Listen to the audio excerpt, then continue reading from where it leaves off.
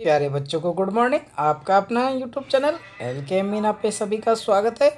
तो प्यारे बच्चों, आज की वर्कशीट हमारी शिक्षा निदेशालय की तरफ से कार्यपत्रक संख्या हमारी 60 और विषय हमारा हिंदी और वाक्य ललित की जो पाठ है उसी की हम पुनरावृत्ति करेंगे इस वर्कशीट में भी। और कक्षा 9th के बच्चों के लिए यहाँ पे सभी बच्चे अपना नाम लिखेंगे, यहाँ पे अपने कक्षा अध्यापक का नाम लिखेंगे। तो प्यारे बच्चों, आज की तारीख हमारी 25/11/2020। ठीक है बेटा। तो इस वर्कशीट को शुरू करने से पहले अगर आप मेरे यूट्यूब चैनल पर नए हो तो सबसे पहले यूट्यूब चैनल को सब्सक्राइब करें और बेल आइकन को ज़रूर दबा के रखें, जिससे आपको जब भी अगली वीडियो डाली जाए 9th क्लास की तो उसका नोटिफिकेशन आपको मिल सके। तो प्यारे बच्चों, शुरू करते हैं। पिछले कार्यपत्रकों में हमने जाना कि कश्मीरी भाषा की लोकप्रिय संत कवयित्री ललित काव्य की शैली को वाक कहा जाता है। जो उनकी जो काव्य शैली थी उसको क्या कहा जाता है? वाक्य कहा जाता है। इन्होंने अपने वाकों के माध्यम से उस समाज में व्याप्त धार्मिक आडंबरों का खुलकर विरोध किया है कि जो हमारे समाज में जो धार्मिक आडंबर है उनका खुलकर विरोध उन्होंने किया है अपने काव्यों में। ठीक है, तो शुरू करते हैं बेटा। आई सीधी राह सी गई न सीधी राह, कि आई सीधी राह सी गई न सीधी राह, सुसुम सेतु पर खड़ी थी बीत गया दिन आ है। ठीक है, सुसुम सेतु पर खड़ी थी बीत गया दिन आहा, जेब टटोली कौड़ी न पाई, माँ जी को दू क्या उतराई। अब इस वाक्य के माध्यम से कवयित्री ये आपको समझाना चाह रहे कि मनुष्य द्वारा कि ईश्वर की प्राप्ति के कई साधन हैं, लेकिन वो एक दूसरे के पता नहीं कौन कौन से मार्गों में वो घूमता रहता है। ठीक है, तो अब इसका हम बार बार समझेंगे कि इस पंक्तियों में कवयित्री ने मनुष्य द्वारा ईश्वर की प्राप्ति के किए जाने वाले को जो प्रयास है उनका कड़ा प्रहार किया, मतलब उनका घोर विरोध उन्होंने किया है। कवयित्री इन पंक्तियों के माध्यम से कहना चाहती है कि मुझे पश्चाताप हो रहा है, उनको दुख हो रहा है कि मैं जीवन भर असत्य मार्ग पर चलते हुए ईश्वर की खोज करती रही। कह रहा है ना कि आई सीधी राह सी गई न सीधी राह, सुसुम सेतु पर खड़ी थी बीत गया दिन आहा। अर्थात मैं भक्ति मार्ग को त्याग कर हठ योग का सहारा लेकर अपने और ईश्वर के बीच जो सेतु का निर्माण करना चाहती थी, परंतु मैं निरंतर उसके प्रयास में क्या रही? असफल होती रही। और धीरे धीरे मेरी उम्र भी क्या हो गई, मतलब जो यहाँ पे दिन बीतने वाली बात है तो उम्र घटना है। तो मैंने अपने जीवन का हिसाब किताब किया कि जेब टटोली कौड़ी ना आई, माँ जी को दू क्या उतराई।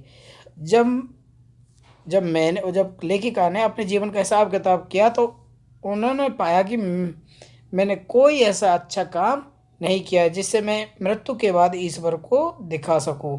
मैंने तो पूरा जीवन अपने हठ योग में ही व्यतीत कर दिया, मतलब खत्म कर दिया। यदि मेरे जीवन का माजी रूपी ईश्वर मुझसे उतराई के रूप में मेरे पूर्ण कर्म मांगेगा तो मैं उसे क्या दूंगी। तो इस बात का कवयित्री को बेहद अफसोस है, क्योंकि जो समय एक बार बीत जाता है वो दोबारा लौट कर नहीं आता है।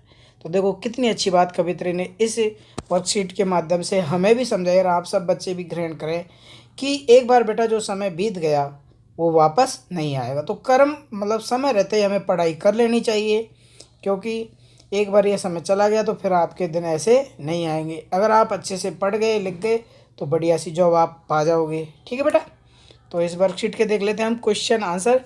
जेब टटोली कोड़ी ना पाई, प्रस्तुत पंक्तियों का भाव स्पष्ट कीजिए। कवियत्री ने माजी शब्द किसके लिए प्रयोग किया है? तो आप समझ गए होंगे इस वर्कशीट में किसके लिए प्रयोग किया है, ईश्वर के लिए। कवियत्री इन पंक्तियों के माध्यम से क्या संदेश देना चाहती है, क्या कहना चाहती है? प्रस्तुत वाक में कवियत्री ने किस रूप में अभिव्यक्ति की है? तो बेटा इनके क्वेश्चन आंसर हम लिखित रूप में देखते हैं आपको कैसे बोर्ड जो परीक्षाओं में लिखने हैं। ओके बेटा, देखो कि जेब टटोली कोड़ी ना पाई, प्रस्तुत पंक्ति का भाव स्पष्ट यह है कि भाव यह है कि इन सांसारिक विषयों में पढ़कर कवयित्री ने अपना जीवन गंवा दिया है। जब उन्होंने अपने जीवन के अंतिम क्षण में अपने जीवन का लेखो जोखा देखा तो उन्होंने भक्ति के परिणाम स्वरूप उनके पास प्रभु मतलब ईश्वर को देने के लिए कुछ भी न था।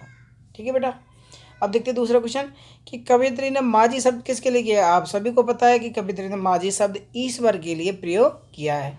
यह माझी प्रभु उसे भव सागर के पार ले जाता है तथा मोक्ष प्रदान करता है। ओके बेटा, ये हमारे दूसरे क्वेश्चन का आंसर। अब देखते हैं हम बेटा तीसरा क्वेश्चन।